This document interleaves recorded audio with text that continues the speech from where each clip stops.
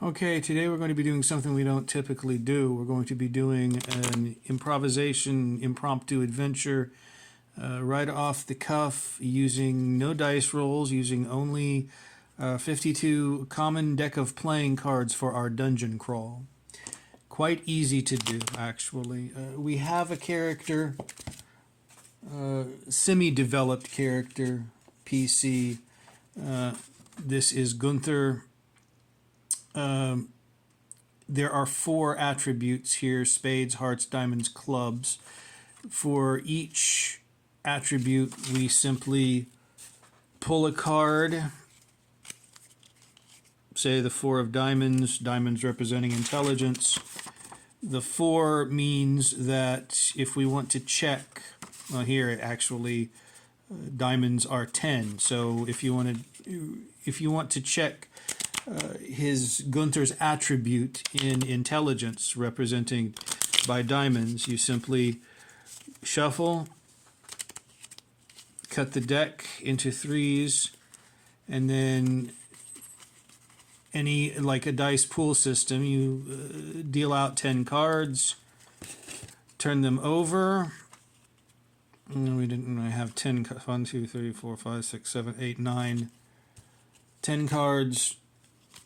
Turn them over. We don't have any face cards here, so face cards are automatically failures, or automatically failures, yes. Successes, you count the successes. Anything over 5 from a system between 2 to 10 is a success. So 6, 9, those are successes. A 5 itself is a success. 7 is a success. So we've got 1, 2, 3, 4, 1, 2, 3, 4, 5 successes. Now that is a failure. That's a 3. So 1's a failure.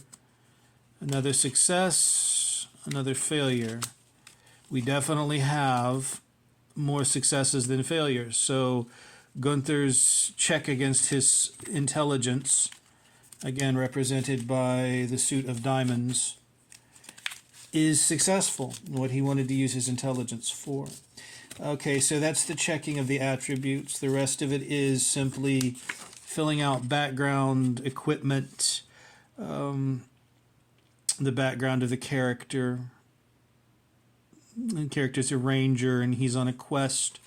And I believe I decided that the quest was to find the green children, like the green children of Woolpit from the ancient legend. They'd been kidnapped, or they have been kidnapped from a village. The village of the Singing Sword, and they brought the magic children came from a cave where they brought the Singing Sword with them, and it's made the village a paradise. Everyone was happy and everything was wonderful. No one ever aged or died. But now that the children have been kidnapped by the evil sorceress Mordru, she has is keeping them in her cavern lair. And so the people are beginning to age and sicken, and there's no rats are infesting the village. So our good friend Gunther, the ranger, when he happens upon this, he knows that he must go and find the children and set things right again, because the Singing Sword is no longer singing happily. Now the singing coming from the sword at the village center is now sad and mournful. So he starts off to the caverns. Let's go ahead and erase what we did before. Very easy to do the dungeon crawl, basically with just cards. Shuffle, cut the deck into 3s. There's just a couple of basic things. You draw the card. The card is 4. It's a 4 of diamonds. You make note of that. Definitely make note of that, because while you are going to be you're not going to be using this particular room again for diamonds, you will be putting the card back into the deck, because you're going to have to do skill checks in combat and things like that. But you've got a 4 there. Now what does that mean?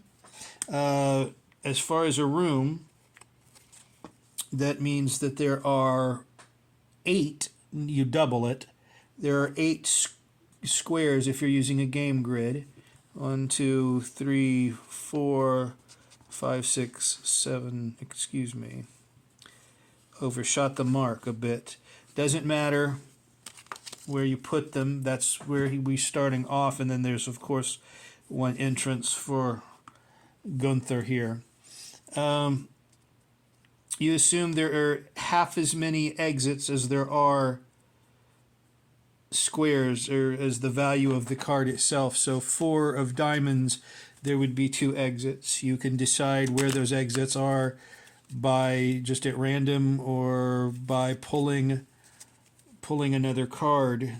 Starting at 2 would be north, and then 3 northeast, 4 east, and so on and so forth until you get to 10 and 10 and 2, since there are only 9 different directions possible. 10 and 2 can be considered as the same direction, north. Okay, after you enter the room, now it's a diamond room, and diamonds represent treasure, but we don't assume that the treasure is already there in the room, but that there's a possibility. So what you do there in that instance is shuffle again, and then you're going to ask the oracle, or the dungeon master. In the random dungeon master, you lay down 2 cards for this particular oracle, and you ask, is the treasure in the room? You may want to ask first if there's anything dangerous in the room. That would include traps and monsters. But you ask, is there anything there that needs to be considered or is dangerous? If the blacks are no, and then reds are yeses. So the no is higher, the value of the no is higher than the value of the yes. So the answer here is no. Now you could make this a table even more interesting, and then add modifiers like no and based on the value of the card. But this is just a simple yes and no closed question. So there's nothing dangerous there. Again, pick the cards back up, shuffle again, and ask the oracle, is there treasure in the room? Is treasure present? First card come out 6. No is the smaller value, so the 6, yes, there is the treasure in the room. If you want to create a table of treasure, obviously you can, or you can simply use the imagination or what feels right based on the context of the adventure. Okay, so Gunther has collected, Gunther has collected the treasure. You keep note of that, obviously, in your journal. So just treasure, 10 gold pieces. Or if you want to draw the value of a number card, obviously. Now, as you're going through the dungeon crawl, a couple of things. Face cards, such as kings. The king is a good event. If you draw a king, if you draw a face card instead of a number card. The queen... you discount the queen. Always discount the queen and then go again. Pull again. The jack, where is it? The jack is an unforeseen event. And the ace is a monster. The joker, if you want to incorporate the joker, in my way of playing, the joker can be incorporated as an NPC, kind of mischievous spirit character, a representation of the oracle or the game master. Otherwise, you just, if you don't pull a face card, if you do, when you do pull another card, when you decide where your exit is, say the exit for Gunther is right here. You can ask the oracle as many questions as you want, obviously, but say Gunther's going through the exit. You simply repeat the process again. Shuffle. Cut the deck. Oh, well, the ace is not going to. If you don't pull... Yeah, there we go. If you don't pull a number card at first, you can simply you don't have to reshuffle or anything, or you can simply go until you pull a number card. Obviously, we have a 3, so 6. The next room is 6. 1, 2, but of course it has to adjoin the exit.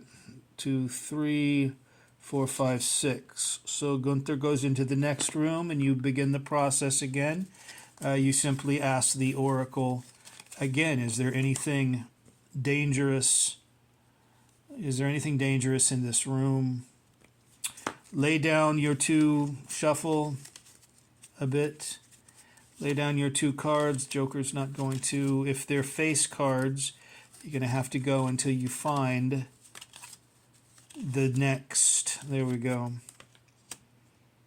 6 and a 9. So no, there's nothing dangerous. And you keep the face cards in there because in the deck you don't separate them, because that's part of the process of gameplay. Combat combat between a PC and an NPC, again, to do it on the fly. If the monster, say for instance, if there is anything dangerous in the room, if the monster, you don't really have to go for initiative, but based on the circumstance. But if both of them, if the NPC and the PC are grappling, wrestling, then obviously it's strength check against the strength of the NPC, but adding as a modifier the original card pull. So you say here, if they're grappling, spades is Gunther gets 6 cards and maybe the NPC gets 4, but then also the original 6 becomes the modifier. So, and then also that's the same with the NPC. So whoever gets the highest score hits. We are going to have an example of combat with just the card dungeon crawl on this quest. But we're already at 13 minutes, and this will take forever and a day to upload, I can assure you. So have a good morning. Bye-bye. That's all for now.